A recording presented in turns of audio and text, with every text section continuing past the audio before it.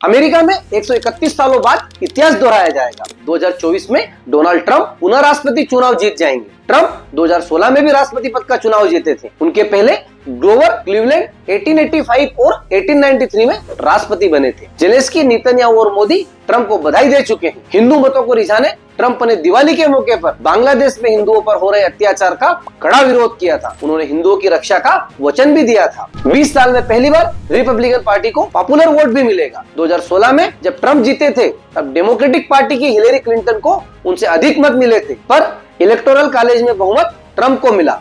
आम गलतफहमी यह है कि यूएस का प्रेसिडेंट डायरेक्ट वोट से चुना जाता है। प्रेसिडेंट का चुनाव इलेक्टोरल कॉलेज से होता है। जब अमेरिका का आम मतदाता वोट देता है, उसके आधार पर उस राज्य के इलेक्टर्स या प्रतिनिधि चुने जाते हैं। अमेरिका के 50 राज्यों को आबादी के अनुसार अलग अलग प्रतिनिधि मत या वोट्स अलॉट किए गए हैं। कैलिफोर्निया को 54 और अलास्का को 3 इलेक्टोरेट वोट्स अलॉट किए गए हैं। कैलिफोर्निया में रिपब्लिकन पार्टी अपने 54 प्रत्याशी और डेमोक्रेटिक पार्टी अपने 54 प्रत्याशी खड़े करते हैं। आम मतदाता ट्रंप या कमला हैरिस को वोट देता है।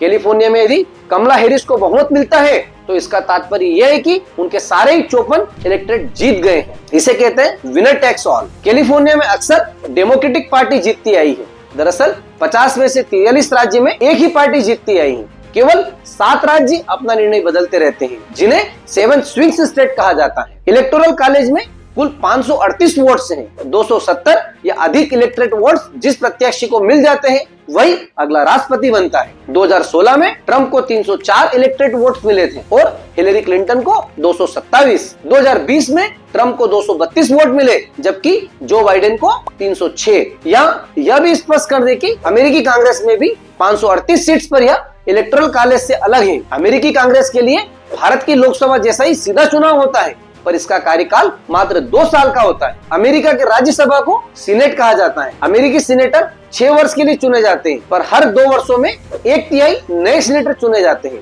आजकल जो भी चुनाव परिणाम आप देख रहे हैं वह अनऑफिशियल रिजल्ट है। परिणाम की औपचारिक घोषणा काफी देर से होगी।